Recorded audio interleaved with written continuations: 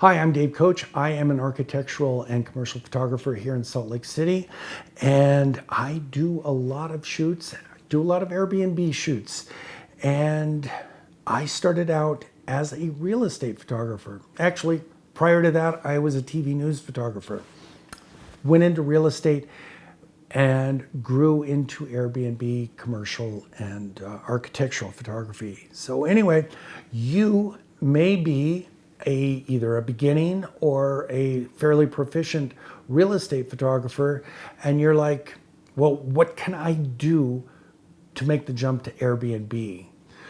The first thing I would advise you to do is recognize that it is a different level of photography than your MLS shoot.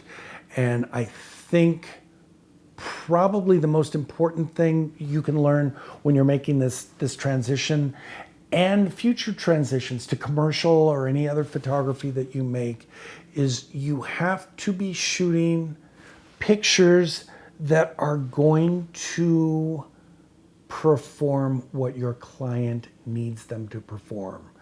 What I mean by this is it's not about you, not about what you think is good, not about what you have learned. It's will the images suit the purposes of your client? And so you need to put themselves in their shoes. And that's the first thing you need to do. What is an Airbnb host trying to do with their pictures? They're trying to rent their property. And to rent their property, do I want to see every room wide from the corners? Do I want to see HDR photos? Or do I want to see natural looking, homey, happy pictures that create a mood and an environment and something that makes me want to be there? And I think that is probably the biggest difference between MLS and Airbnb photography. You want to create a mood, you want to create an atmosphere. And first and foremost, in my opinion, to do that is using light. To me, there's nothing more fun in a shoot than playing with and using light. You want to see the light coming in through the windows. You want to know that those windows are there. And you want to see the light play across the environment. You want to see, to me, the sunlight coming in makes me happy.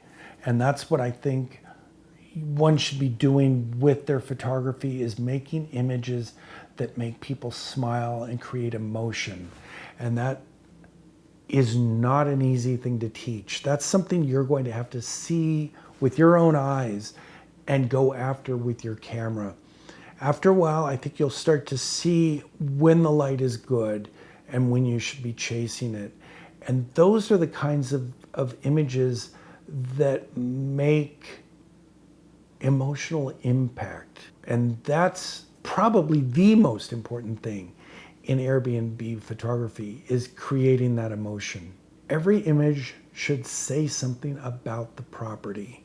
It should envelop you and it should draw you in and it should be an intimate photograph. I know I keep going back to the shooting from the corners and wide, and that is very stereotypical of real estate photography, but it is what is done there. With Airbnb photography, believe it or not, you move back, but you zoom in. And by doing that, you're bringing people into that room. And in some ways, it's very contradictory in the idea that it shows the room better. But by zooming in, you're bringing the eye in and you're putting the person there a lot more so than a wide shot is just kind of, an external disjointed viewer of something. Whereas when you do that zooming in and you bring the person in, you're becoming part of the image and you're drawing the viewer into that room. You're also selling hospitality. You're selling amenities, and That's not the case in real estate photography. So make sure that you're getting shots of the amenities. Another thing you might want to keep in mind is you don't have to show everything. In fact, sometimes it's better if you don't. There are some Airbnbs, and again, talk to the host, find out what they need. Some people, especially if they're selling executive spaces, or something like for a nurse that's going to be in town for 3 months filling in, something like that, the more long-term things like that, you'll want to show the pots and the pans and the dishes, and that it's got a washer and a dryer. But that is not always the case.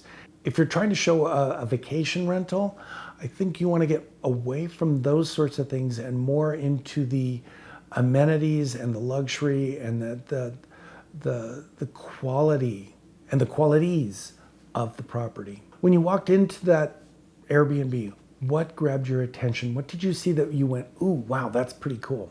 Make those your shots. Walk around and walk through first and get those impressions and get the things that stand out to you. And that should guide your shoot. You also want to make every shot count.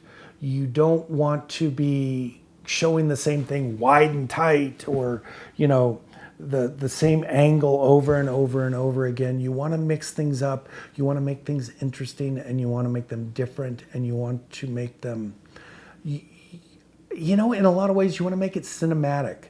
Think about, the classic idea of building a scene in a film is wide shot, medium shot, tight shot, or wide shot, over the shoulder, something like that.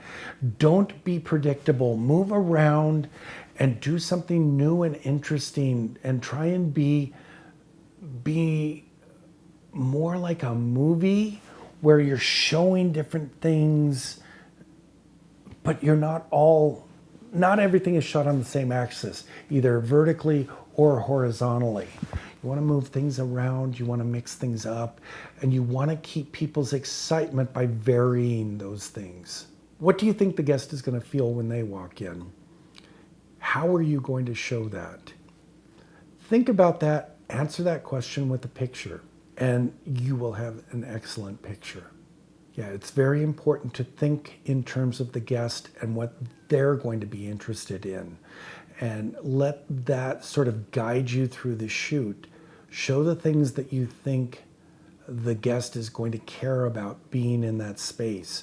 And again, you need to know what the motivation of the host is. If it's an executive rental, that executive is going to want to see different things than a vacation for a family of 6 is going to want to see. Another thing you need to do is schedule the appropriate amount of time for the shoot. This is not like shooting, an 1,800 square foot townhouse. This is something you want to spend 2, 3, 4 hours doing. You want to look at each shot and make sure that it is conveying what you want it to convey. One thing that helps a lot with that is to use something like a CamRanger, so that you can, I don't have it here, but you can pull up your iPad and look at that picture at a good size, not just, that little on the back of your camera thing. You're going to see a lot more problems, and you're going to see a lot more things to fix, and you're going to fine-tune that image a lot better. And this just brought something else up into my mind. How do you know how to fine-tune? Well, what you do is you post to forums and you have people critique your images. If you're shooting an Airbnb, tell people, hey, this is for Airbnb. What could I have done to make this better? And then drop your ego. Listen to what people say. If people say, oh, you shot that, it's perfect, what have you learned? You've learned absolutely nothing. But when people say, oh, you need to take the garbage can out of that shot, or, oh, the cup shouldn't have been in that shot, or you need to turn the water faucet so that you can see the detail in it. None of that's an attack on you. Nobody cares who you are.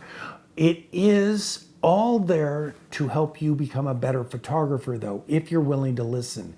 If you stop by saying, oh, they're criticizing my images, you're never going to be a better photographer.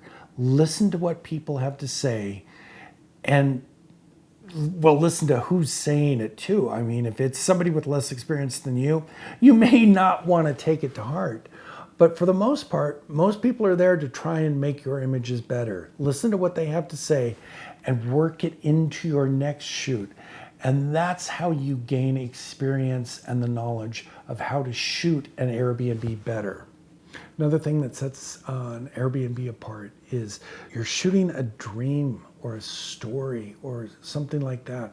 Don't neglect the little things. Sometimes little vignettes, little tight shots of things say a lot about the space. Don't ignore those. Those are not something that you'd shoot for an MLS because it's not showing the property. In an Airbnb, that's an important attribute. Show the mood, the atmosphere, the style of the location. In some of my other videos, I've talked about how important it is that you as a photographer know how to edit. And I think nowhere is that more important than Airbnb. If you've spent 4 hours shooting an Airbnb or 6 hours, whatever, you've spent a lot of time, and then you send it off to Vietnam and they put it through their HDR process and it comes back looking like every other MLS image, you failed. You need to step up your editing for Airbnb, and you need to be doing lighting. And if you are just shooting HDR, you're not shooting at a luxury level. You need to use lighting, and you need to know how to use lighting. And then because you've shot with that intent, it's probably better that you do the editing because you'll know how that all goes together. And you won't just suck all the color and life out of the image like so many Vietnamese editors do and just, turn out something that looks like everything else on the internet. Big mistake to not spend the time and edit things yourself or the main images yourself, or upgrade your editor to someone who does know how to do, I'm not going to call it flambient, I'm going to call it lighting with flash because I don't do flambient either. I do light with flash. And that's so important to upping the quality and being able to ask for and get the higher costs that we charge for Airbnb photography. If you're just shooting HDR, sending it to Vietnam and turning that around, I don't really see how you're value adding to anything in the Airbnb community. You need to really up your game, up your quality, and up your final product to really be a luxury Airbnb photographer.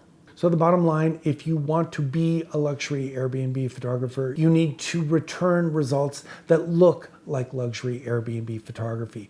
And that's not HDR. That's not to say you cannot shoot brackets and edit fine pictures out of brackets. But there's a big difference between taking those brackets and editing those and creating masks and making an image out of those and putting them all into Photomatix and pushing a button and saying, oh, that's it, that's done. That is not luxury Airbnb photography. And when I say HDR, that's what I'm talking about. Throwing it into Photomatix and accepting the results. If you want to do luxury Airbnb or any luxury photography, you can shoot brackets, you can't shoot HDR. So like I said in the last episode to the Airbnb hosts, if you wanted to be taken seriously as a luxury Airbnb host or an Airbnb photographer, you need to present yourself that way. And that's, I guess, the bottom line. And presenting yourself that way doesn't mean carrying over all those bad habits that you have from real estate photography. It means redefining the way you think, the way you shoot, the way you light, and the way you edit. And all those have to go together, and you have to provide a much higher quality level product. And that's what I think we all strive to do, is to get better and better each day. I mean, after all, how do I end each and every one of these videos? I think what I say is, I'm Dave Koch, and may your next shoot be your best shoot. And that's exactly what I'm saying here.